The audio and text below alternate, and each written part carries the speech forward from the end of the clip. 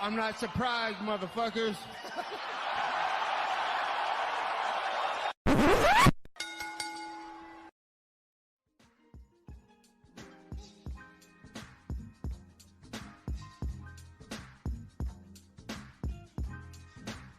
What is up, ladies and gentlemen? Welcome back to the Courtside Soundoff podcast. Once again, Bobby Lashley, as always, welcome by the one and only man of the hour, too sweet to be sour. It's my buddy, Angel Ortega. We got, honestly, not a lot to talk about this week. We got a few things to go over. UFC Vegas 96 going down last weekend from the UC Apex again. You know, they did the construction. They announced the construction. The greatest venue in the whole world. But based on all that I've seen, they're still going to have fights there. So, I have a question, actually. yeah. If the UFC could only have one venue for the rest of the time, where would you want it to be? The T-Mobile Center in Las Vegas. I think that makes sense. T-Mobile Arena. imagine an Apex quality card in the T-Mobile Center? Well, I mean, shit, dude. Hey, at least they'd have fans, right? At least they'd have people in the arena, you know? There'd be some pretty empty nights in there, though. That's true. That's true. But then they'd probably be forced to actually beef up their cards. You know what I mean? Like, yeah. I mean, I don't want to start off the show by shitting on the UFC. I feel like I do that enough. But yeah, I you know what? Actually, Angel, I'm changing my mind. I want the Tachi Palace. Every event has to be run at the Tachi Palace. Every single one. We're bringing it back. See, you went with a very, weak pick. I am going to pick the Roman Coliseum. The Roman Coliseum. That's a good one. Fantasy locations. Can I put them at the Literally on Fight Island? literally on Fight Island? Literally outside? Rust Bodog? from Modern Warfare 2. Can I have them fight? Bodog? Wherever fucking the Bodog. Where the Bodog fights held at? They were outside, but where they at? Yeah, I don't know. Was it in Hawaii? No, that's Rumble at the Rock. No, I knew that. Maybe Bodog was on. I'm kind of sad that we don't know where the Bodog fights are at, because I know Chael was on one of those cards when he fought outside. Well, from my understanding, Bodog traveled, I thought. Really? I just remember seeing a lot of or at least a lot of fighters talking about, I fought a Bodog. That shit was outside. Yeah, long before Costa Rica. Yo, what the fuck? I did not see that. I did not know that. Now, granted, they had places they did travel, but based on that one, it looks like they did. Yeah, you know what? I'd go back to Rumble at the Rock, dude. Rumble at the Rock had some sick venues. Yeah, they were Russia, Canada, Moscow. But those videos of those fights on the beach were at Chael Sonnen versus Mars Suluev. I think this is the card you're talking about. This would have been Jersey. But I guess he fought multiple times at Bodog. It was Uncle Chael did. Yeah, I saw Chael was talking recently about how Khalil Roundtree is going to completely dominate Alex Pereira or something. a lot of people have high hopes for him, by the way. You know, I'm excited. That's my issue, though. I'm excited for the fight. But I also just wish that they built up to it. You know what I mean? I really think it could have been a way better story. So this is the Sport Fight 6. The story is, Josh, that Khalil Roundtree's going to go out there and put on a fucking masterful performance. Hey, man, I wouldn't hate it. This is Reno. Yeah, I don't know. But if I had to pick one, I'd probably pick the Tachi Palace. Maybe we could do old Rumble at the Rock style, you know? Actually, yeah, Chael fought on Rumble. Saitama Super Arena, dude. Not that we dropped the ball there. Saitama, that's a good one. That's a good pick. Yeah. Yeah, man. Oh, I just wish that they would have done Fight Island actually on the beach. Like I remember whenever they were posting the shots during fight week of the octagon. The fight is the cage by the water. Yeah, it's like, come on, bro. You're killing we're fighting outside in Saudi. It's like, you're killing me, bro. You're killing me, dude. Come on, give me something. Give me something, goddammit. Dude, it's about to be like Mortal Kombat. Yeah. Dude, by the way, yeah. Random tidbit here. Yeah, I remember I was listening to Rampage on his pod talking about how he wanted to hit some crazy cool shit in one of his fights. And he's like, I never did nothing too crazy. Outside obviously slam sick, right? Yeah. But no video game shit. Pettis off the wall kick stuff that. I forgot what specifically they were referencing, but he was like, I was shooting the Hadouken. He's like, I was doing Hadouken in the fight, dude. Like Street Fighter. I was like, do that shit. Dude, honestly, Rampage, very disappointed that he didn't. What was it? But you know what he's gonna do? He's gonna do it to that fraud Shannon Briggs. He's gonna do the Hadouken. He said he was training for it. He's gonna do the all the way up. I love that, dude. I love that. No, he's gonna do Sadly, that. never got to do it, but he wanted to do it. He was training it. No, I hear you. Yeah, man. But he's gonna do it to Shannon Briggs in their boxing match. Whenever he gets booked, Angel. One of these days. You mean Rashad Evans? Oh yeah, you're right. My bad. You know what? I really think that the reason why Tom Aspinall needs to start doing, because he's actually starting to go like aggressive towards John Jones. He needs to pull the Shannon Briggs playbook out. He needs to show up at John's gym, talk shit. He's got to show up while he's at dinner. You know, let's go, champ. You mean you running for me, champ? You mean the Tarver? Yeah. I'm right here, Roy. I'm right here. You got any excuses tonight, Roy? Fuck, man. Shit. As somebody who loves, you know me, dude. I love Roy Jones Jr. We always got to reference a few of these, you know. Well, I mean, we got to do. I've always said it. Roy Jones Jr. is my favorite boxer of all time. I mean, I was watching Sign him. the contract, Roy. I was watching him, like, watching highlights of that motherfucker. Like, I'd watch him do, like, some inhuman shit. Like, knocking dudes out to listening to him rap about knocking motherfuckers out, man. It was a spiritual experience. Walking out and rapping, right? Exactly. And was actually good at it. He was actually, dude. Can't be touched. Dude. Can't be stopped. Go hard. Yeah. Go hard. Y'all must have forgot. If you know, you know. One of the, dude, genuinely a banger. There's sometimes it comes into the playlist and I'm like, fuck, man, listen all the way through. It's no, I'll beat your ass by Tyron Woodley. I beat your ass. I beat your ass. The fact that he came out with that song and then has never beaten anybody's ass since then is insane. It might be a sign. It really might be. He jinxed it. He jinxed himself for the rest of his career, dude. Can't beat anybody's ass. But yeah, dude, shout out Tarver. Because anyways, I hate that. I fucking hate that. Like, Roy's my favorite boxer of all time, but like, god damn, that's one of the hardest moments in sporting history. You know? You got any excuses tonight, Roy? You got any excuses tonight? Also, like, and then knocking him out 2 minutes later. Also, like the meaningfulness of like their fights, because these guys had like a fuck ton of history. I don't know how many times did they fight in the Emmys? Well, I don't know. Was it more than once? There's a few. They had a few, right? Let's see, we're doing a live check right now.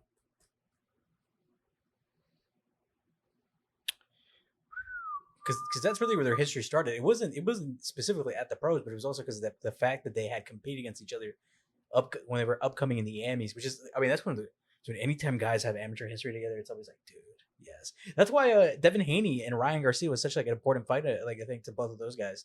The fact that they had competed in the Emmys, and not even just that, but they had ended with a split record. It was even going into their first pro match against each other. Inevitably, when they fight their second pro match, you know it's going to happen. Yeah, he beat him in the amateurs, Roy did, but I can't find how many times they fought. He fought Antonio Tarver in 1982. Let's see if we can find this out live on air right now. Okay, so this is somebody who did this. That's an old link that takes it straight to Yahoo. Wait, this is a 2006 thread. That makes a lot of sense. Holy shit, dude. Shout out these people out here who are this passionate about the sport, writing about it. This box rec? I might not have it just because it was so long ago. Let's see, amateur box rec. Because there's like for some reason, and I mean, it makes sense, but amateur records are always really uncompleted. Oh, yeah. For the most part. There's no point for them to really. Yeah, because I mean, they're not, it's not pros. It is what it is. Yeah, I mean, apparently, according to people, he beat Tarver in the amateurs in 82. I can't find his full amateur record, but that's all right. Apparently, he beat him in 82. And then they fought the first time, and he beat him. Very controversial decision. And then he also, he lost the rematch. That's whenever he got an excuse tonight, Roy. Yeah, he beat him by decision back in 1982 early in Gainesville, Florida. Early there you go. That's crazy. Maybe that's why it was so meaningful too. Because one of his first fights in his career, what was that? His 10th fight? Yeah, but obviously it's incomplete though. Yeah. Yeah. But anyway, so he beat him in the amateurs. They faced off once. It was right after Roy came down from heavyweight. He lost a shitload of weight, and then he barely beat him by decision. Oh, you're looking at the Emmy record. My bad. That wasn't the pro record. Yeah, and then he fought him in the rematch. Tarver knocked him out, and then Roy wanted to take a tune-up before the trilogy against, I think, Glenn Johnson, who got knocked out again. And then he fought Tarver for the third time and didn't get knocked out, but he lost a close decision. Crazy rivalry, man. Crazy rivalry. Nothing better than old boxing. It's just fucking, I love MMA, but there's something about just boxing at the highest level that always gets me. By the way, that's one of those moments that makes you feel something. What's another boxing / MMA moment that makes you feel something? I sent you a Snapchat about this recently because it just came across my feed, but I'll let you take the floor on this one. By the way, guys, we are clearly filling time. Trust me, it's not because the card is bad. It's not. It's a light week. This is a very light week, and hopefully I have no problem reminiscing about old stuff. But I mean, like one that made me feel something. It was a recent one, dude. Usyk beating Fury was one just that some feeling. Just because it's like you know that guy's story, it's like insane. I mean, to come off the front, I wish I'd have like, appreciated more. I don't know why I didn't. I mean, it was cool. I think at its time. I think for me, maybe because it just took so much time getting there and all the negotiations. That makes sense. But it's one of those things where you think about it historically. It's like this is a guy. Oh, it's super meaningful. Like I said, undisputed I'm champion. sad I don't appreciate it enough. Yeah, I mean, undisputed at cruiserweight, moves up to heavyweight. Everybody doubted him. Beat Joshua twice. Finally, face of Fury.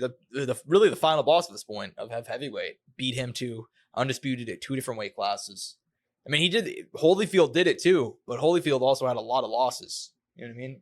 Usyk never lost. I think in like super recent time for me, I mean, obviously the Izzy Poatan knockout. I think it was just because like the feeling, the relief, everything that came off of that, and the meaningfulness of that knockout. Hey man, and him finally kind of like, I guess probably for him, I think he found some closure probably to that storyline to an extent. Obviously, it's still ongoing because obviously Poaton's still fighting. He's still fighting. People are still talking about them collectively together. Yeah. So.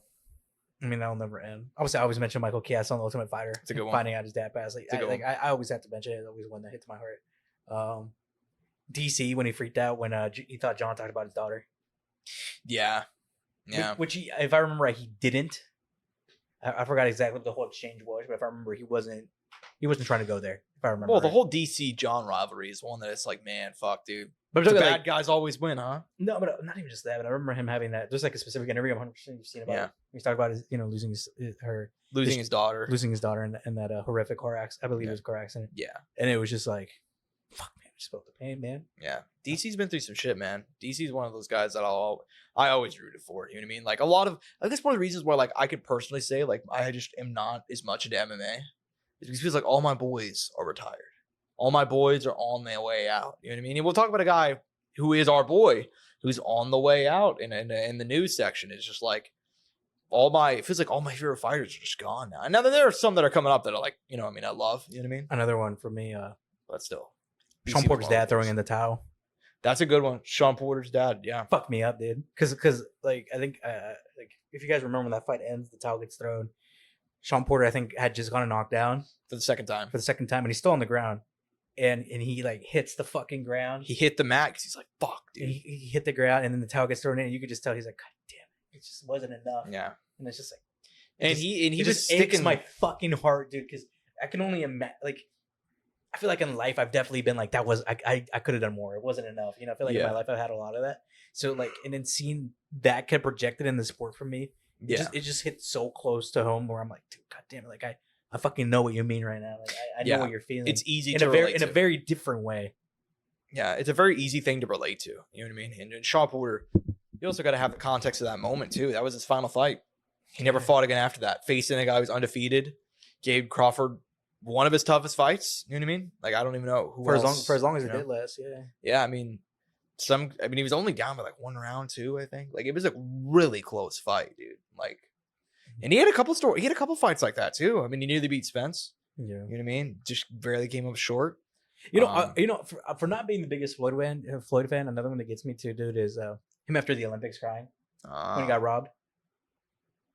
Yeah, that's a good one. And he's like, a lot of motherfuckers got robbed. He doesn't even have words to say. But he was kind of like, dude, that fed him. Dude, that's all he needed to go have the run he did. As much as like I'm not the biggest Floyd fan at all, but I was like that moment where he's just like, like if you ever felt like you were cheated out of life, like you could once again relatability in moments and comments where it's like right there, dude. I felt that. Like when I felt something go my way, I felt that, and the way he took it too was he didn't even argue it, didn't even say much about it. Like I felt the same way. He was like, I thought I should have won, and they ask him like a follow-up question, and he just leaves. Yeah. And I'm just like, I feel like I did the same thing. Yeah. I know that clip you're talking about. Yeah. Honestly, now that you bring that up, it's funny because there's another Floyd one that I think of. And if you know me, if you guys know me, and I hope you know by now if you listen to the pod, you know me, fucking hate Floyd. Don't like the guy personally or professionally. You know what I mean? I think he kind of outweighed a lot of the guys. And I think he kind of fucked up boxing for a decade because he kind of showed, the pattern of if you wait these guys out, you build up fights. Those fights will be bigger. You'll earn more money. Your opponents will be a lot aged out. You know what I'm saying here? Like, kind of felt like he was very bad for boxing in a lot of different aspects. But I will say his last real fight when he fought Andre Berto, and I remember he was sitting in the corner. And if you watch like the Showtime whenever they used to do is like really in-depth ones. I can't think of the name of it. I know what you're talking about though. Great series, right? Fucking great series. You see in the corner him talking before the 12th round. He's talking with his uncle who's now dead, passed on, and his dad. He's like, everything you guys taught me, I'll always remember it. Everything you taught me, I'll always remember it. Just like repeating that in the corner, like just like thank you so much. Like just you can see, at this point he's already way up, and he went out and dominated Berto for the last round or whatever. But it's just like, you know, like just it's just like fuck, man. Like that's a hits you right in the feels, man. You know what I mean? Especially when you know Mayweather's story and his family story. All of his family were boxers. Every male in his family was a boxer, but none of them got to the heights that he did. And it was the collection of all those people who came together to make him the man that he is. It's just like another one that fucks me up too. Did Mick Conlan when he felt like he got fucked over in the Olympics too. Another one when he was like eating something. It's all good. I'm gonna go to the pros. Yeah. Everything will fucking change. Yeah, and it did. It did for a little bit there. It did change. He's been on the downtrend. That's why it breaks my fucking heart, dude. Because I love that guy so much. Because like when he said that, he's like, it's all good. When I go to the pros, you guys will fucking see. He's still a bad motherfucker though. Oh yeah, he puts on some fucking bangers. Banger fights, man. Bangers. Fights. I mean, people can shit on him all he wants to, but goddamn, the entertainment value that guy has in the heart, and obviously for the Irish community, dude, and all that. Oh yeah, absolutely. God, that Floyd one was a good call, man. I mean, dude, plenty of stuff like that. God damn, but, and that's still my boy. Hey man, shout out Weidman's dad. Shout out him. Shout out the Weidmans. Yeah, man. Yeah, I don't think I got anything else. No. But I think we should go ahead and move on because there was the UFC card that went down in the UFC Apex, Las Vegas, Nevada. UFC Vegas 96 in the main event. Middleweights, Kyle Baralio defeating Jared Cannonier. Pretty back and forth fight up until round 5 where, dude, Cannonier got fucking rocked, man. He got dropped badly. Kyle Baralio nearly got the finish. In the end, ends up winning on the card 49-45, 49-45, 48-46. Fun fight. Kyle Barallo passed the test, flying colors. I think that they should have stopped the fight when Jared got dropped. Clearly, I mean, he was out cold and woke up when he hit the mat. But still, man, great win for coming out of the Fighting Nerds, man. What are they combined 19-0 in the UFC, something like that? Something insane. If you I think it's like 45 or not like, but like it's some crazy. It's a crazy number. Could have seen an old stat, but regardless. Well, the thing is, it's only if you're including some fighters because people only. I'm including like the big 4 mainly. Oh well, yeah. I actually have it saved. I can actually look at it real quick. But I think with all still collectively though, it's still a pretty massive record. By the way, another thing I wanted to mention to you, like before we dive into the fight, dude, like what was the last gym that kind of popped through like this in a while? Like you know what I mean? Like for a while, obviously there's always a say with like Kill Cliff, American Top Team, Henry Hooft, like TriStar, and recent time City Kickboxing. And I feel like maybe that's the one Whitman and with his whole whole Elevation, but Elevation's been around for a while. Yeah, but it's kind of I can't think of the last time we had somebody come through like this where all the guys were young and they were all wrecking shit. You could say AKA back in the day. So collectively, Kyle Baralio, Mauricio Hufi, Gene Silva, Carlo Prates. Collectively, right now we're on a 41 fight win streak. Collectively, yeah, that's not including all their fighters. Kyle Baralio 7-0 in UFC. Carlos Prates 3-0 in UFC. Gene Silva 3-0. Well, shit, I think 8-0 now. Funny enough. Mauricio Hufi made his debut. Thiago Moises 1-1 since the move. I think he just made a move. Yeah, not too long ago. Bruno Brazil 1-1, and then Kajan Krunutski. I didn't even know this guy was on fight. 0-1, but still though, this is just to name a few. And like this gym, this gym like seemingly came out of nowhere. Yeah, man. And you have these guys who are just. They're all the young. Brazil gym? I keep forgetting right now. There's a couple of them. You're talking about. So there's Shoot a Box. Yeah, that's the main one. That was the one I'm thinking. But like those are all like the staple gyms. But like I'm telling you, like what was the last time like a gym like this kind of like just some guys came through like a collective group? Like it had to be City Kickboxing, right? I'd say City Kickboxing, AK back in the day. Even I'm talking recent time. Like I'd say City Kickboxing. Yeah, that's like because AKA, like I said, because all those guys were young when they were coming up. I guess Dan Hooker, KKF. You know what I mean? If you count Volk, then I mean he split his time there. You know what I mean? Yeah. So if all those guys were young, coming in at 27, 28, back in what 6-7 years ago now. Yeah. Wow. But it's been a long time. But even then, like guys like AKA really came on at a time, but like all those guys came on at like different times, but they all just had the same prime. Yeah. You know what I mean? They all weren't in the UFC at the same time. It took a minute for them to get there anyway. It's been a long time though since I've seen a gym really come on in this way where all the guys are young and they're all just wrecking shit. You know what I mean? it's kind of and cool. Kyle Baralo's the star of the group, at least as of now. As of now, give it time. I think Mauricio. I think Mauricio Ruffy could get there though. He seems like I fucking love that guy. one fight, dude. One fight in the UFC. He's my guy, dude. He's my guy right now. You know. I can't wait till they're all fighting. I really hope we have another big Brazil card and like they're all on it. They gotta have another big Brazil card, dude, because it feels like they kind of failed on their last few. It feels like the last few cards. But is it just me, or does it feel like there might be a Brazilian resurgence in MMA? I think with this gym, yes. I think by the time, because I'm sitting like here a year from now, those dude, you can't deny it. Yeah. That era with the well, that scared the fuck out of me. I'm not gonna lie to you, but as I say, that era of when we had the city kickboxing guys and obviously Ngannou, Kamaru, Izzy's champ. Like there was a while there, dude, where we didn't have we had maybe like one Brazilian champ, but I feel like there was a while there though where like we didn't have a lot of Brazilian stars. You know what I mean? We had the Dagestanis come in too, like they kind of took over a little bit. Like, well, it's going back a minute. You know what I mean though? Like obviously we got Oliveira come through. Like obviously he just kind of like popped up. Now Powhatan. That's what I'm telling you. Yeah. Like I feel like recently, and it started with Oliveira. I feel like they're a Brazilian resurgence in MMA started again, and it's pretty fucking cool. I agree with you. And the thing for me is, dude, if you think back to, let's just go back a few years. Let's just look at Larissa Pacheco in there too. Yeah, fuck it. Because it's all happening around the same time. Yeah, there were a few years there where Brazil just kind of, and since I've been watching MMA, they weren't really since because they had really good Brazilian fighters, but there wasn't a star, and they wouldn't have many champions at the time. Because for a while there, it was Brazilian or American. It's a crazy fucking stat, but I remember correctly. The stat was from 20. It was from like the moment the UFC started in 1993 to 2016. There was never a moment whenever there was not a Brazilian that was either like one of the top stars or a champion in the company. And then there was like 3 days there where like I think RDA lost the belt to Eddie Alvarez, and then there was like, oh shit, there's no Brazilian champions right now, ever. And then Jose Aldo won the belt like 3 days later, and it was just like, yep, they're back. But it was around that time, I'd say like 2016 to like 2020, 2022-ish, where really there weren't many Brazilians at the top of the card. And also the guys aged. Aldo had just lost. Aldo aged out. Anderson aged out. Lyoto Machida gone. Vitor Belfort gone. I mean, who else? Jacare retired.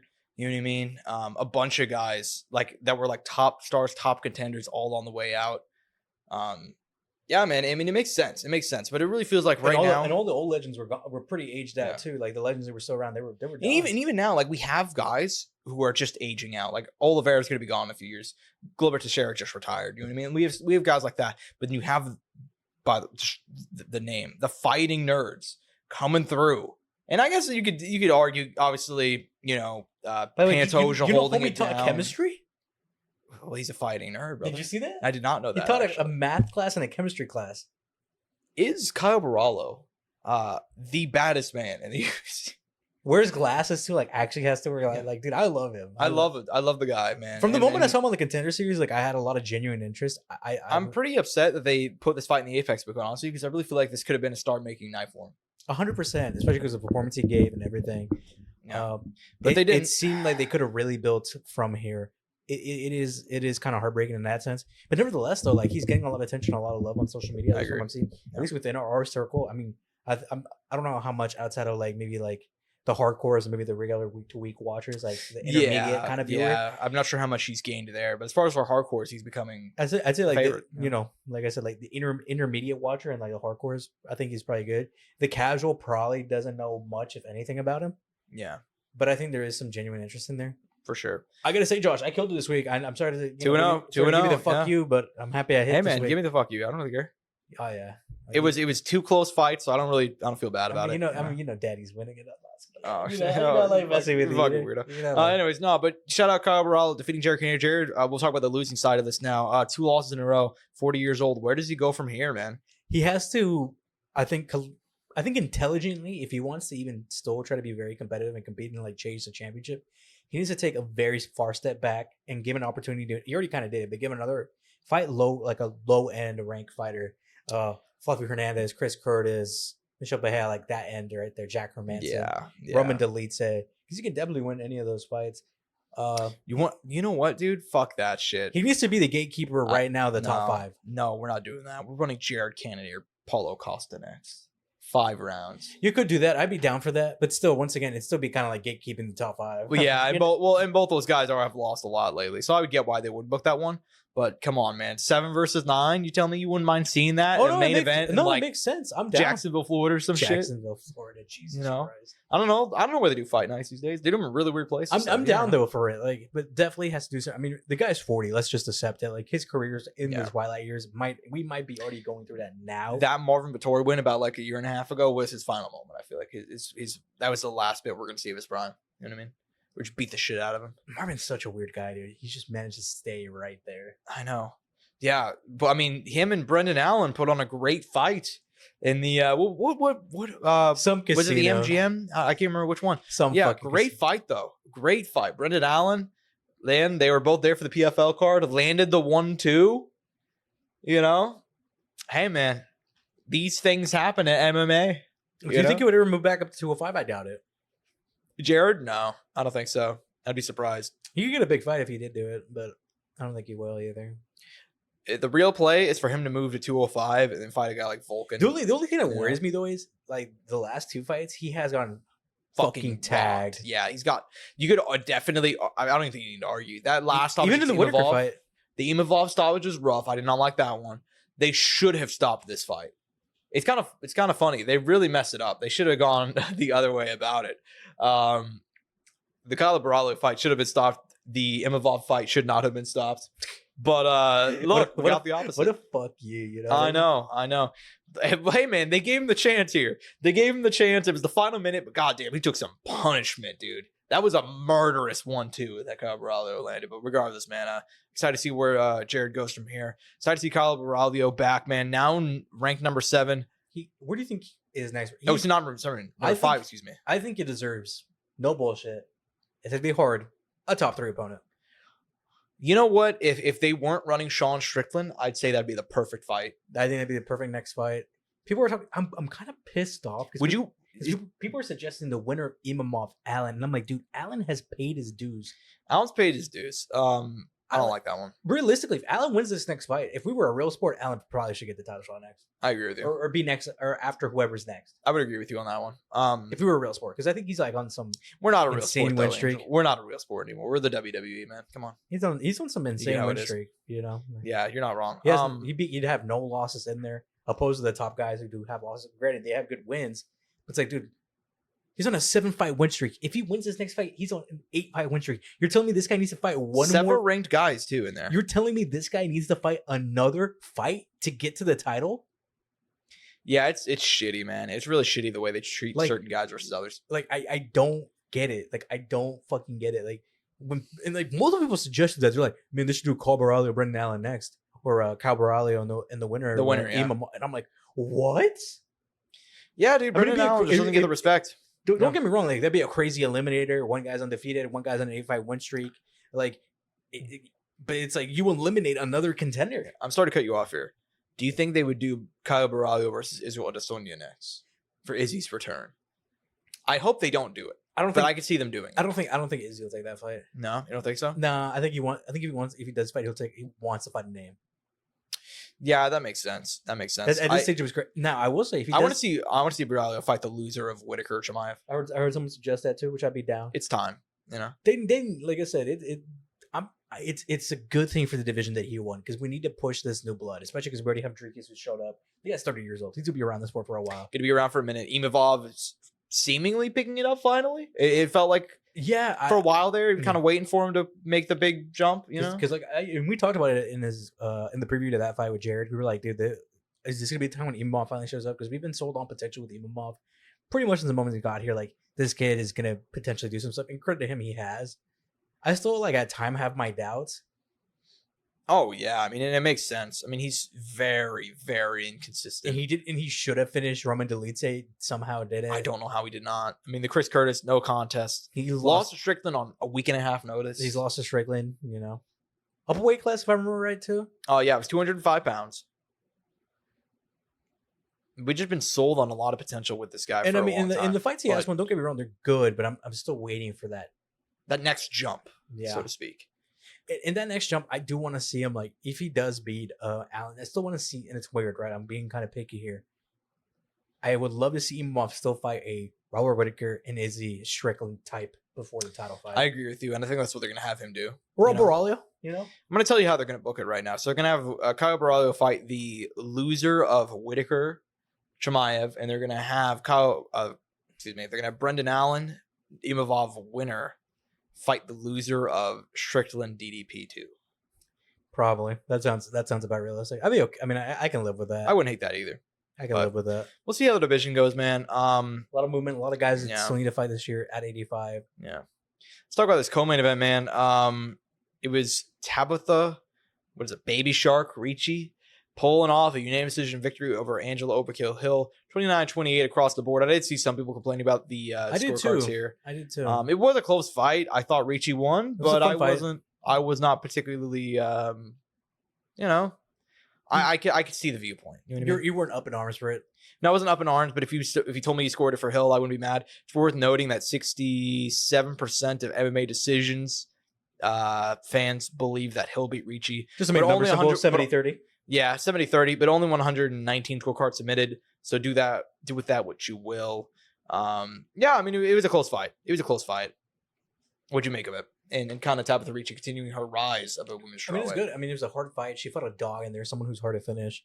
Hill, I mean, I gotta give her credit. I kind of slightly bash her last week. I think I probably went a little. Yeah, you kind of shit on her a fair bit. I did. I mean, dude. I mean, I hate to admit it, but like, look at the record. You know what I mean? Like, and I know the record isn't everything, right? Because like, I even 17-14, and I said it last week too. I'm like, there's plenty of fights in there that I think she probably should have been on the other end of and won, and her career could be drastically different. Yeah, I mean, I always go back to this stretch right here. She won 3 in a row, faced Claudia Gadelha. I thought she won that one, split decision loss, and then she faced Michelle Watson. I thought she won that one too, and another split decision loss. Mm-hmm. So that changed it all. But the reality is, yeah, I hear you. Also, you she's 40. I don't know how much is left in the tank. I'll give her credit though; she's still going out there and throwing the fuck down. So I don't think she should be out of this. I don't think she should quit fighting. Yeah, but I just don't see like. What's going to be the progression? You know what exactly. I mean? And I don't think there is a progression. I've always said, though, I've always given her a lot of credit. One of the women's BMFs, because she'll fight anybody. 100%. And she's competitive with everybody. She 100%. Never gets blown out of there, whether she's facing number 1 or number 15. It's just the way it goes. And she didn't get blown out here. And you can make the case she might be female cowboy. Yeah. Yeah, she might be, Yeah. So, and look, man, the reality is that, she's almost 40 now. We'll see where she goes from here. But I mean, look, man, she's a great gatekeeper. That is what she is, a disappointing career. So we'll see what happens. As far as the rest of the card, we had the Ultimate Fighter finales, middleweight, featherweight. These boys threw down on both sides. They did. Ryan Loder, middleweight, winning the finale, beating the shit out of Robert Valentin. I think Robert Valentin was like, at least as far as like fans, like a very heavy favorite. Ryan Loder kind of like seemingly, I didn't watch the whole season, but he wasn't a guy that I felt like had a lot of attention on him as far when it came to the middleweight division. I was surprised, dude. I thought I had Valentin very highly rated. Nah, man, Ryan Loder coming through, beating the shit. I think they'll still sign Valentin though, because dude, he is good. Like, oh well, I mean, they typically sign the winner and loser of the season. Yeah, I was gonna say, I think and Michael Gilmore that one time for some reason. Yeah, well, he came in on short. I know they were doing a massive favor there, because he did them a massive favor. So yeah, I was definitely a little surprised about this, but I'm excited to see Valentin's return, dude, because the guy is a dog. He's lost before. He has a decently sized record. He comes from a good gym, so I'm happy whenever he does end up being in the UFC. Whenever that time does come, if it does. Yeah, for sure. And down at featherweight, we had Marion Santos defeating Khan Ofi by knockout. What a murder! What a knockout! By Murder. The way, also higher Khan Ofi, dude. I was massive, dude. I was a Khan Ofi glazer even before the. Dude, hey, the two boys you were glazing ended up even before the finished. Even before the Tough House, though, I had seen him on I'll go through Tapology and look at people like in the regional scene, and he was a guy I had seen because I can't remember if he could be out of. I mean, he had the Turkish flag. I think he's Turkish, but he lives out of either New Zealand or Australia. I can't remember off the top of my head. So that's kind of how I knew about him. And I was kind of interested. He seemed like a pretty complete fighter to me. Martin Santos, young kid, came through. He did his thing. I ain't hating. I mean, to be honest, that one I didn't know a lot about Santos, and like I said, didn't know a lot of Loder. Like I didn't keep up with the season. Yeah. There were guys I just saw early on, and I'm like, I thought their potential was just very high. Yeah. Yeah, and look, and granted, dude, and I'm sorry to cut you off there. No, go ahead. But I kind of want to reference the previous thing. Like, look at Brian Battle, guy from like literally the last pick on Tough. I don't think a lot of people would have picked Battle just from early on, like thinking that he would have made his hardest. And now his actual fights in the UFC, like he's looked great at he's only had one like fight where I think where he got really beat up and it was a Renato Proctadino fight. But also look at how many fights that guy has, how long he's been competing. He's I can't remember if he's a ranked fighter or not, or on the verge of being a ranked fighter. And like battles progression in the UFC has looked very good. Like it's kind of wild how much he's improved from the beginning of the Tough House to where he's at now. I agree. And that's the thing, man. Like they do sign a lot of these guys in Ultimate Fighter. A lot of people say that like there is no use in the Ultimate Fighter anymore. I would disagree with that. It still has value. And I think that some of these guys, like all 4 of these guys that fought on Saturday, I thought they all had potential. You know what I mean? Man. Yeah, they should all be around. Can't always say that. You know who it just doesn't even have potential, but it's just a fucking destructive force at 170 pounds. That's Michael Morales, man. I mean, this was an awakening. This was a coming out party. I mean, if it wasn't, yeah. I mean, dude, we've seen guys. This is the thing about Neil Magny, man. Dude, not even just that. Let's fuck people up a little bit. Michael Yeah. Morales is 25 years old, and he just did that in Neil Magny. And he's 17-0. 17-0. 3 UFC wins by knockout. This is surprisingly first performance of the night bonus, which seems crazy to me. I'm gonna say it. This could be the beginning. I might be a little Oh, ahead of the shit. curve Oh, of a potential generational talent. generational talent. I like that. I hate, dude. Ranked number 12 now. 17-0, dude, from I believe Ecuador. Ecuador. Yeah, dude, just a monster. And the fact that this guy has been able to like produce what he has and is ranked and come out of a region that seemingly doesn't have much attention, if any, you know? I mean, it's him and one other guy who are representing the whole country, you know? Exactly. And you know, look at what they've both done now. And he's very early on in his career. I think he's another Dana White Contender Series guy that I saw, and I was kind of like, okay, yes, I see it. I'm curious to see how far it goes. I wasn't 100% sure. I was a little hesitant, but also I will say, dude, his Contender Series fight, the guy he fought was a hard fight. It wasn't an easy fight if I remember right. Fought Nikolay Valentinov. Apologize if I'm mispronouncing that, but dude's out of Orange County. Fuck off. Where's he actually from? Kazakhstan. All right, there we go. It's just He's probably funny like Kings. Like yeah, 12-5. Oh, look at that! I was fucking right. There you go. King's a great gym too. So there you go, and he's already in the UFC now. By the way, yeah, you got the split call decision, short notice loss to Danny Barlow. Those two, that Last is August. Short notice, man. That is what it Short is. notice, yeah, man. Look, man. I love me some Michael Morales. Guy is a dog. I don't know what else to say, man. I mean, he destroyed him. That's it. Where's he ranked at now? Let's see if we can do number 12. Ranked Ranked number 12. Can you look at the actual rankings? I just want Oh to, yeah, I wanna see sorry. everybody The goes around. Tapology page taking a minute, but yeah, Michael Morales ranked number 12, above of MVP. Can you Which look yeah, would they be crazy to book Michael Morales versus MVP next? I mean, I'd be down for it.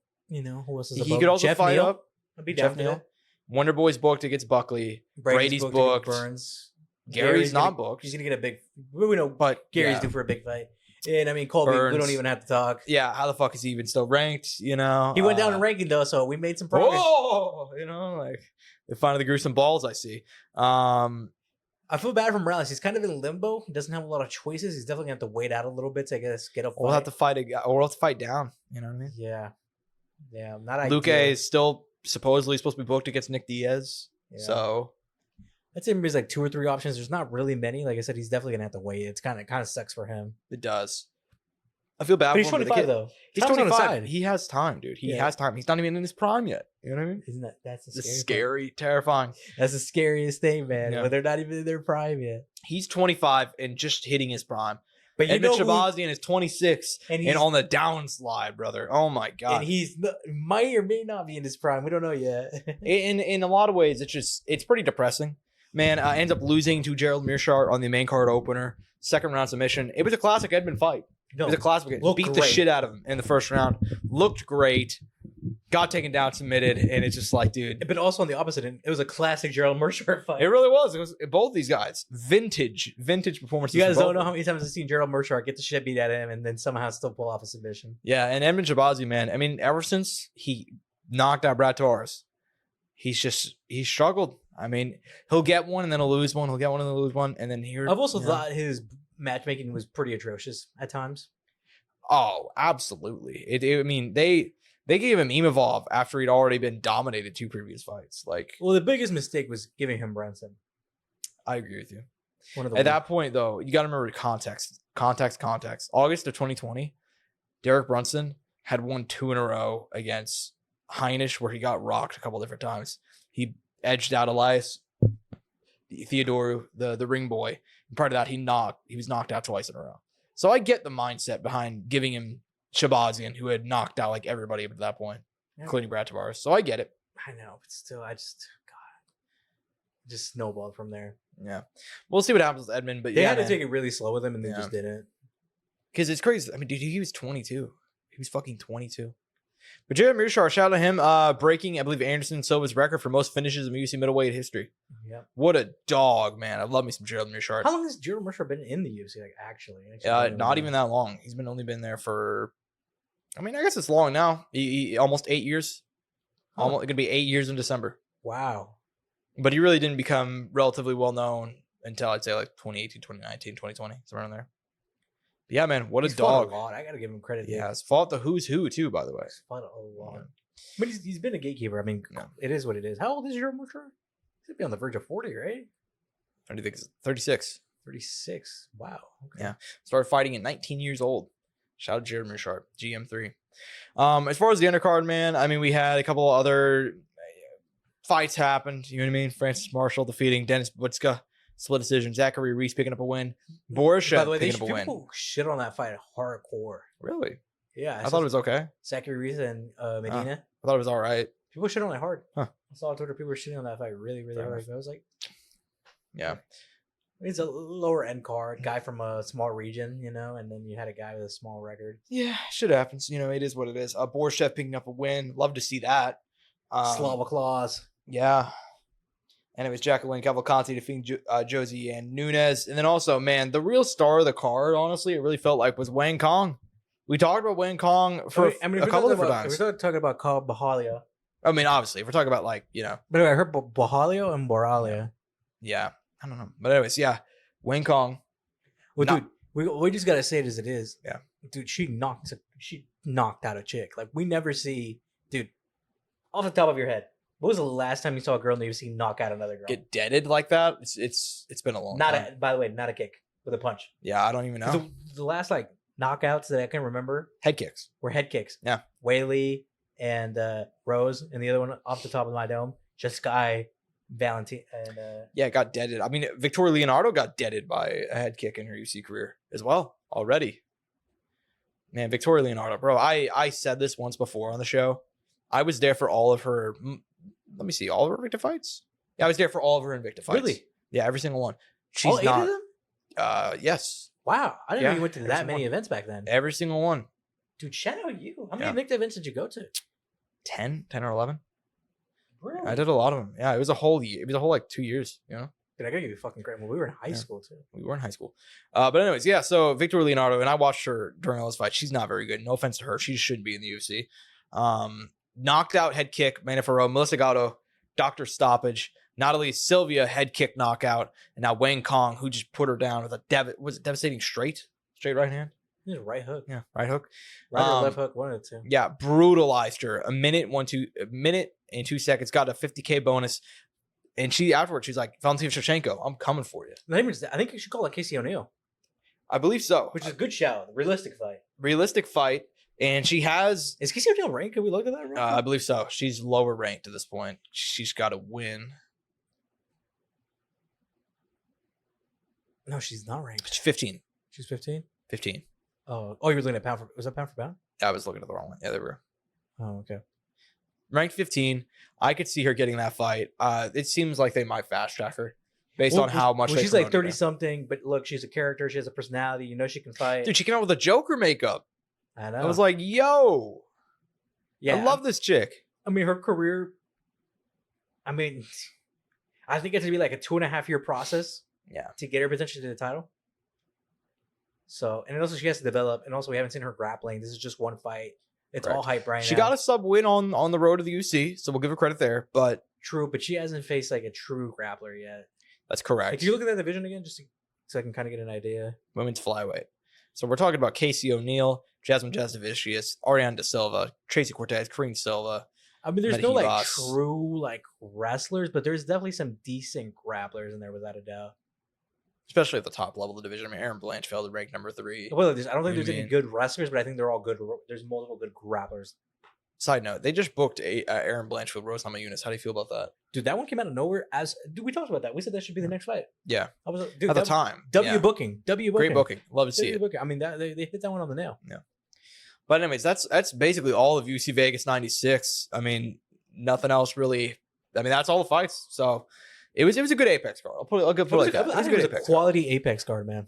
Yeah. Standards are very low at this point, but I did have a lot of fun. It was good. Main card was solid. Main card was very good, and obviously Wang Kong carrying the prelims. So yeah, the prelims were pretty weak outside of her. Yeah. But I thought they did a good job on this one as far as how they kind of constructed it at the top.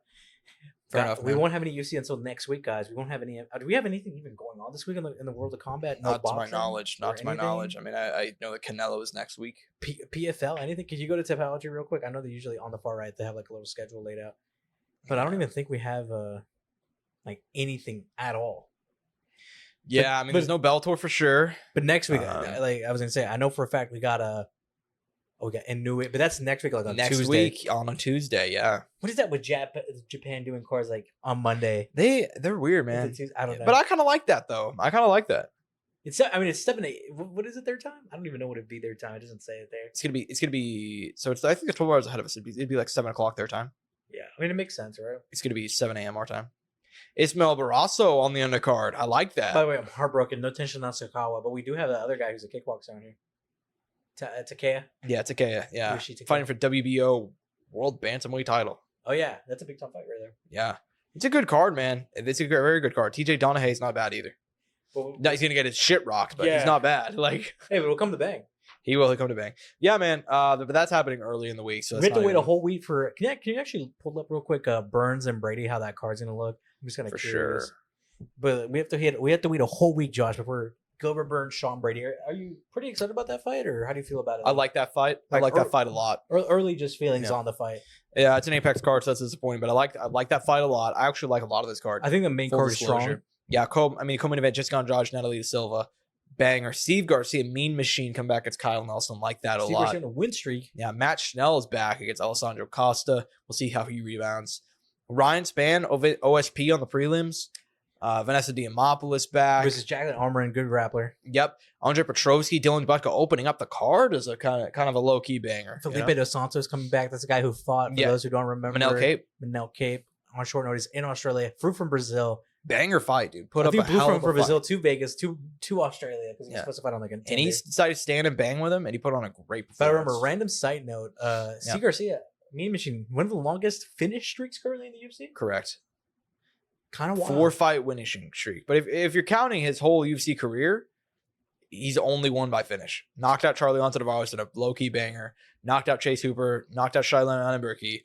Knocked out Marcel Koska. I've heard the name one time. I can't remember. Choi Sung-woo as well. Knocked him out in July. Who's his opponent one more time? Kyle Nelson, who got knockout winner Bilal Gio last time out. Dude, he's on the verge. Like, Mean Machine might be on the verge of getting a ranked opponent. I'm telling you, man. I'm telling you, brother. I think one more and he gets a ranked opponent. He's that good. So I like this card. And Trevor Peak opening up the card, the main card. You know what's crazy? When we come back from that, we'll be on a pay-per-view. Will you be there for that one? I will be there for that one. You have That's to a sphere card. You can't miss that. That's a sphere card. I can't miss that. Yeah. But we'll see, man. We do have a few things to talk about as far as news before we go ahead and bounce out of here. And I'll admit, it's a light week, guys. It's a light week. I mean, in case you couldn't tell. We do have a few things to talk about. Henry Cejudo, Triple C, former UFC bantamweight champion, former UFC flyweight champion, announced on his podcast that he's actually thinking about dropping down to 125 pounds and fighting next year. I believe it's either going to be late next next year or early. You know what I'm saying here. I mean, yeah. The point being, he's currently dealing with an injury though, so he won't be back immediately. But apparently, he is looking at dropping down, going to possibly do a test weight cut again, dropping down to 125. What do you make about Cejudo, who's almost damn near 40 now? I'd be impressed if he could do it. Granted, though, with like how 125 is, he could get to the title very quick. Like, it's not unrealistic, but I don't know. I mean, usually age when it comes to bantamweight and below, especially those weight classes where like explosiveness, speed, and technique are everything. Get you curious. He'll be 38 on February 9th. That's the thing. He'll be, but if he does fight next year, he'll be 38. Yeah, 38-year-old flyweight. I don't even think. Who was our homeboy who was locking people out at flyweight was even that old? Tyson Nam. How old is Tyson Nam? Just to get an idea. Didn't they release Tyson now? They did, like, for some stupid ass fucking reason. Yeah, Tyson Nam is still knocking fools out. He's 40. He's 40. Well, actually, I'll give him credit. If Tyson Nam could do it, He was 39 when he was cut. and he was, So, yeah. So he was knocking motherfuckers out too. God damn, I hate that they cut him, man. I remember when he fucking murked Zurugadachev. Because I remember we were talking about him. He's a former kickboxer. We're like, let's see how he does.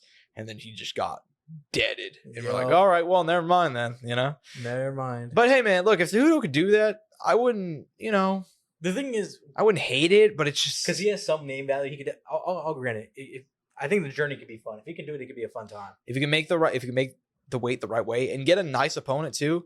Like if he doesn't just go straight to the top, which is my issue, And be honest he's with me. trying to fast track himself. Be honest with me. Doesn't Pantoja Cejudo sound like a fun fight? Let's be honest. It sounds like someone, dude. Yeah, I love that fucking fight. I fuck that, fucking dude. love that. Cejudo against Brandon Royval. Cejudo against Brandon Moreno. Cejudo against KKF. And that's the other thing about this division. None of these guys are just gonna sit around and wait. Like these guys will go after Cejudo in their fight. Yeah. Well, and Cejudo hasn't fought at flyweight in about 4 years or so. And during that time, the whole division's changed. Like the whole division. Yeah. Like you just got to take a look at the fucking top 10, dude. I mean, half these guys weren't even in the UFC 4 years ago. You know what I mean? So The Steve Erceg, that's what Steve Erceg. I mean, you know, I don't know where Royval was. I don't think he was in the UFC 4 years ago. He debuted in the pandemic, so maybe. Makai but wasn't. I know Makai was on the yeah, exactly. Tatsuo Utara, definitely not. KKF's really come on in the last few years. So, I mean, there's so many guys who either they were in the UFC, but they were younger. A lot of these guys have had it like, I want to say it, a second awakening. For me, I agree with you. It depends on how he makes the cut. But look, dude, if he's serious about the move and he's like, you know what, I'm going to make one final run. I think it'd be cool. I think it'd be sick. It'd be cool. Returning to where he kind of found the success, I'd be down with it. But speaking of guys who are thinking about making a return, Bobby Lashley. Now, I know a bit more about this than you do. He was in the WWE. Many people know his name mainly for his WWE days. He started off, I think, 2005. Around 2008, 2009 or so, he left because he wanted to have an MMA career. He fought a few times in Strikeforce, went, I think, 2-1, 3-1. Eventually went on to Bellator because the UFC thought about signing him, but he wanted to keep on wrestling. He wanted to be able to do that part-time. Ended up going to Bellator, won 5 fights there. Left in 2018 to return to the WWE. Earlier this summer, his contract expired. He left the WWE. He said, I'm coming back to combat sports. I want to make one fight to run in MMA, boxing. He said, quote, YOLO is his approach because at his age, you only live once and you only have a few more times that he could possibly do this. So he's down to do everything. MMA, boxing, bare knuckle, whatever it is. By the way, do you think there's been any approach with the UFC at all? Any sort of communication there between them? I'm going to say no. I don't think Bobby Lashley's been in talks with the UFC, mainly because they did not sign him once previously when they had the chance. He was with the Strikeforce. They could have just brought him over if they had that much interest. But also, number 2, he's 48 years old. And at 48... Dude, do you think they give a fuck? No, I don't think they give a fuck. But I think if he was going to fight in the UFC, it would have been whenever he was under contract with the WWE. Because they had that whole deal. You know what I mean? They literally were under the same company. Do you think one championship is like, or do you think it's going to be a one-off? I've heard a rumor that one championship is done. Oh, yeah, no, I saw that too. You saw that too from the same... Was it our boy Carly Combat? Maybe, but we don't know. We don't have any news. I'm not gonna confirm anything because they're very Sue happy. In case you guys don't know, so maybe we'll talk. We gotta wait. We don't know exactly what's going on there, but and what else was I gonna say? But I mean, would you be down to watch Bobby Lashley in MMA again? Yeah, come back? Why not? You know, I'll watch him. I will say. By the way, who do you think a good opponent would be? I have one in mind, but I kind of want to throw it at you first. So if he comes back to MMA, it's probably gonna be PFL or Bellator. If I had to guess, man, who do they have over there? Because in my opinion, I think he's doing Czech Congo still signed to Bellator? Because see, my thought was, Josh, I know a guy who's been wanting to box for a while, who's a former MMA fighter, former champion.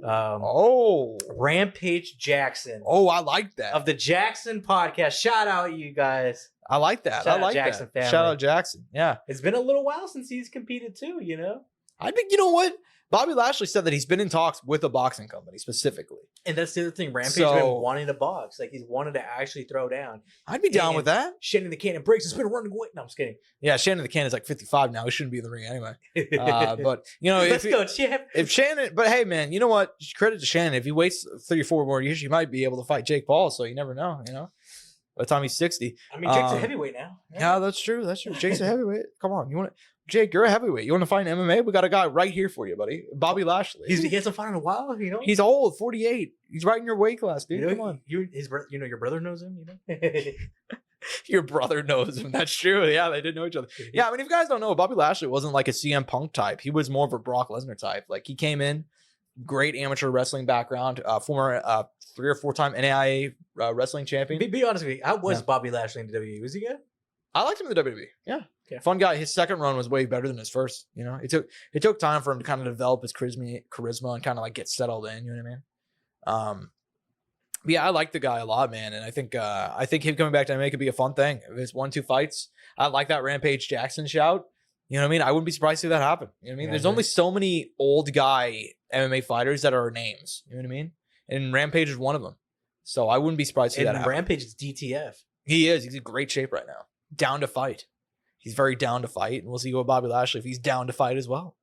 But yeah, I'd love to see that, man. He's 48, but he's built like a brick shit house, man. He's peeled out of his fucking tree, dude. I mean, he looks ridiculous for 48. You know what I mean? So I'm not accusing him of anything, but you know, we'll see what happens. It's one guy who, Bobby Lashley coming out of retirement. Demetrius Mighty Mouse Johnson potentially headed into retirement? Question mark. The GOAT? Mighty Mouse. Yeah, Mighty Mouse hasn't competed since a unanimous decision win over Adriano Moraes back in April of last year. One fight night 10. That was 1 year ago? Yeah, that was over a year, dude, a year and a half ago. I thought that was longer. Yeah. Holy shit. That's because he fought Moraes right before that, the year before that too. Wow. Knocked him out. So I think that's probably why he got confused. But yeah, man, hasn't fought in a year and a half. He said that trilogy might have been his last fight. Since then, he's shown interest in things like maybe another mixed rules fight against Mikey. I think it was Mikey Musumeci he mentioned. He's been showing interest in a few things, maybe in a boxing match. Well, I think a grappling match primarily with Mikey Musumeci. Yeah. Well, he talked about on the Jackson podcast, funnily enough, they asked about his retirement, and he said, I'm not retired, but I haven't done any MMA training besides just doing a little bit of rolling in a year and a half. I have not hit pads in a year and a half. Well, he said he's been focused on jiu-jitsu. Yeah. Right now, his whole focus is jiu-jitsu, just working on jiu-jitsu. But he also kept the door open to a return, but he has no current plans to fight right now. Would you like to see Mighty Mouse take one final fight against who? Could be anybody. Henry Cejudo. That'd be the best pick, right? If it was possible. If there's only one, if I can make a fight right now, that's the reason I'm saying is semi-realistic because they're both still quote unquote fighting, I guess. Yeah. Have plans of fighting or at least competing in some fashion. The only fight that I would care to see right now that I could just make between those guys is 100% those two together. Yeah. Well, here's the thing. If the room injected into my fucking veins, I agree with you. Give me Demetrius Johnson and Henry Cejudo. Bam. Straight in the superhero serum goes in, dude. Yeah, brother. Yeah, man. I mean, here's my thing. I would love to see Mighty Mouse fight again. For my money, he's the GOAT. I got to see him compete one more time. If he doesn't, it'd be the perfect way to kind of close out his career. So be it, man. I mean, the guy basically fought up a weight class. But at the same time, here's the thing. A lot of it depends on whether he's fighting for one championship or not. Because he's not headed back to the UFC. I feel pretty confident that happening. I don't think that would happen. But at that point, it's like, if one championship's done, where does he go? PFL, Bellator? No. And then it's like, who do you fight? Rufián Stotts? You know what I mean? Like, they're fun fights. At 135, too. Yeah, they're fun fights, but it's like, you know, like, I don't know. DJ is small for 135. We can very small for 135. Think about it. Corey Sandhagen's at 135, right? He's small for 125, dude. Like, that's the thing about DJ, man. I feel like 125 is perfect, though. He's like, fucking for him. 5'3". Like, it just works. Yeah, it just works. So I don't know who he'll fight if he does come back for one more. I'd like to see him maybe take another mixed rules fight. I thought that was a lot of fun, but a lot of questions around one championship right now. They have not held. He's talking about grappling. Like, I'd be happy to see him do some ADCC trials, some CGI in the future. Oh yes. Okay, hear me out. Demetrius Mighty Mouse Johnson, CGI next year, Las Vegas, Nevada, Thomas and Mack Center. Once again, fuck it. Dude, Henry Cejudo against Gabby Garcia. Dude, not even just I'd be down for DJ Henry Cejudo in CGI. I like that. But I'm just telling you, man. Hey, jiu-jitsu versus wrestling. Yeah. It's already, there's a little history there too. I'm just trying to keep the theme running here. It's cool. What I mean?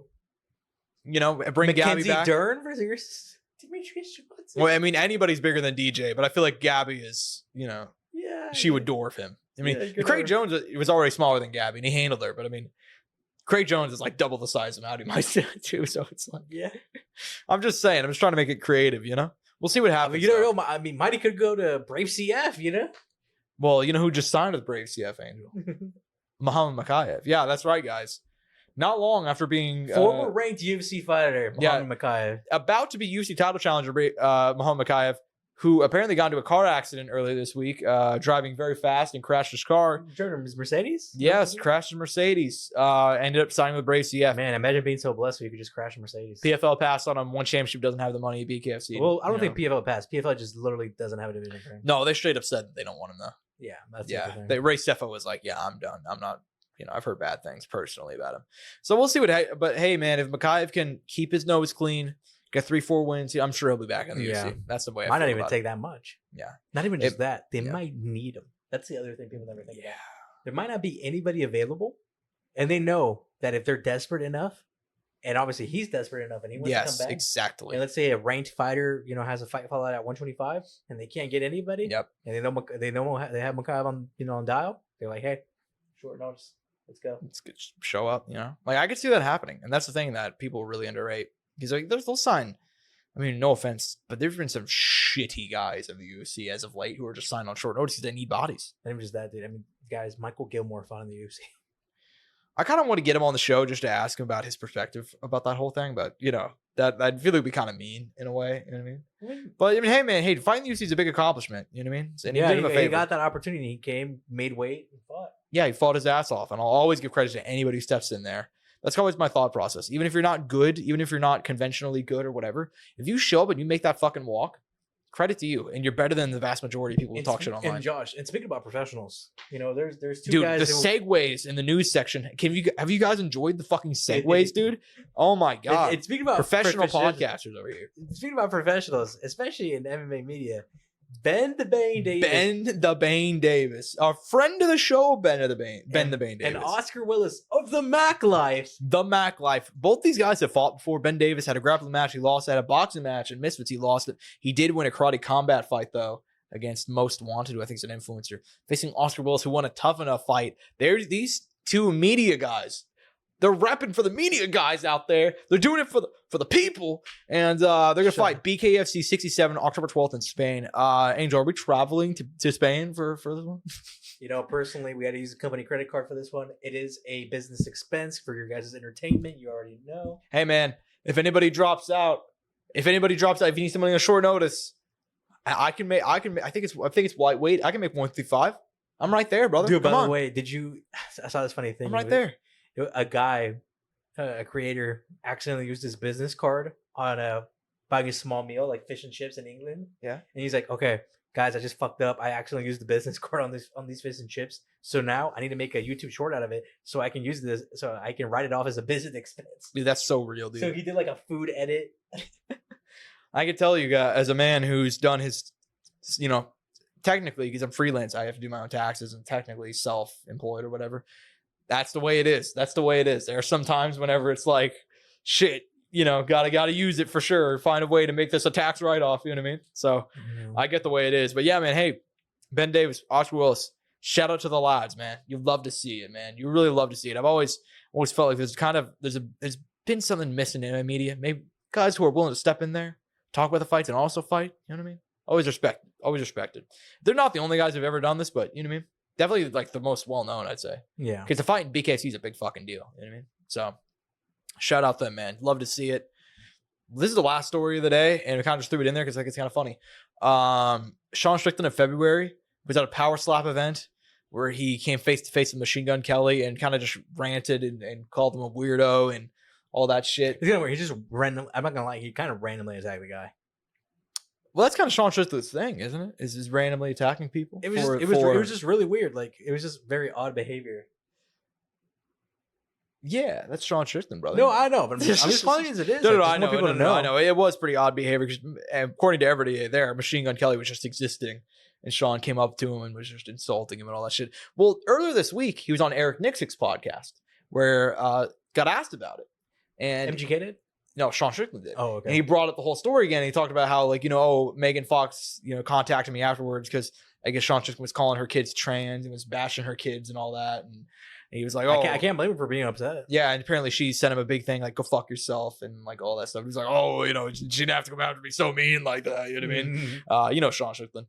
And then Machine Gun Kelly went on in Logan Paul's podcast. He gave his side of it. And he's like, I had no idea who the fuck the guy was. And afterwards, I found out more. There's maybe, I would have never shaken his hand anyway if I knew who he was. and to stop fucking talking about me, basically. And then Sean Strickland came out with a big rant or whatever. And it's just like, I don't know what to say about it. But told Sean him to Strickland, self-harm. Yeah. Told him to self-harm.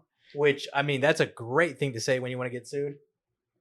Look, dude, I mean, Sean Strickland is kind of like, I will say the one thing I agree Dude, he is a PR nightmare, though. God bless the UFC PR team, dude, the way that they handle it. The one thing I'll say, man, Machine Gun Kelly, I will say the one thing I agree with, he said that Sean Strickland is like the personification of everybody who is unhappy with themselves, so they take it out on other people. It's like, because he said, like, you know, if you're a real man that doesn't, you're happy with yourself, you don't really give a shit about what other people are doing. And I'm like, yeah, you know, that's kind of true, because I don't really give a shit about the things Sean Strickland cares about. You know what I mean? So he's mad about kind of everybody. So I don't know. Yeah, that's kind of my thoughts on it. We'll see if these guys run into each other. I mean, he's undefeated against influencers and celebrities thus far. So Sean Strickland is. I mean, beat up Sneeko that one time. You know what I mean? So undefeated as of now. We'll see where it goes, though. You know. But yeah, it's just another weird Sean Strickland beef, man. It kind of has. He's also beefing with Chris Curtis. They're no longer friends, which is kind of shitty. I'm going to talk to you about that. Do we know what happened? It kept it very vague. They and just had a falling out? Yeah, Sean Strickland. And then whenever somebody asked about it, he's like, oh, he's just a liberal cuck and all that stuff. Just, you know. I mean, it seems like it was a big political thing, which is unfortunate. You know what I mean? So they were like close. Like, they were very not close, even like a little close, like very close. For a long time. Always in his corner, on his podcast. They had a literal podcast together. It'd be like if you and me were split up because like you were voting for Trump or some shit. You know what I mean? Like, yeah, that'd be crazy, wouldn't it? Yeah, I know. Yeah, well, I mean, I don't really give. I mean, look, dude, I'll say this about politics. Like, I love politics, but like, I've never. So they just had a political. It was that's what it's based on what Sean said. But Chris Curtis kept it really brief. He didn't even mention. He's just like, you know, sometimes people grow apart. You know, they have different viewpoints, and it just doesn't make sense to be friends with somebody anymore. He kept it really vague. Both guys kept it pretty vague, but Sean Strickland was the one that was like, oh, he's, you know, what do you do when your liberal cuck friend is mad at you or whatever? I would buy him a gun, but he wouldn't take that or something, you know, just something funny. But yeah, man, kind of unfortunate, but I mean, yeah, there you go. I like the Man Dance too. I like the Man Dance, their podcast. Now they can fight. That's good. Shit, dude. Apparently not that. Apparently they are still like. Are they still training at the same gym? They're still training at the same gym. They're just not friends. It's so weird. It's kind of weird, but like, hey, they make it work, right? I gotta be honest with you, with the way they kind of act, it's kind of like I was like, how are you guys friends anyway? You know what I mean? Like, I really did think that too, but they worked. I mean, Chris Curtis is a pretty chill guy 90% of the time. I feel like friendships are also kind of like that, dude. I feel like it's pretty. I feel like my friend group is pretty diverse. Yeah, I'd say so. I think you could agree with that. Oh yeah, for sure. So I'm kind of like, I get it. Yeah, no, I get it too. I get it. But yeah, man, that's all I got. You got anything else you can talk about before we go ahead and head out of here? No, I think that's it, man. Yeah. Hope you guys enjoyed this episode. I'm at Josh Evanoff on Twitter. He's at Angel Ortega _01 at Courtside Sound for all things relating to the show. Appreciate all the views, guys. It's a pretty good month for us. We had a really, really bad July, and a lot of that had to do with canceled fights, stuff falling out, yada, yada, yada. It was our best month since I think March, I want to say. So thank you to everybody who subscribed. Thank you to everybody who's watching. We really appreciate it. Hope you guys enjoyed. Peace.